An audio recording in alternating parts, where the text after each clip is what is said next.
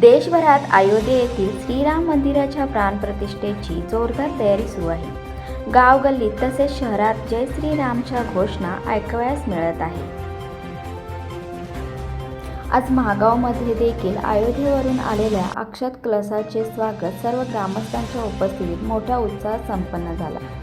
श्री शिवाजी विद्यालय, महात्मा फुले विद्यालय मधून झांज पथक तसेच उंबरवाडीमधून लेझिम पथक त्याचबरोबर गावातील सर्व भजनी यांच्या उपस्थितीत कलशाचे मिरवणूक उत्साहात संपन्न झाले.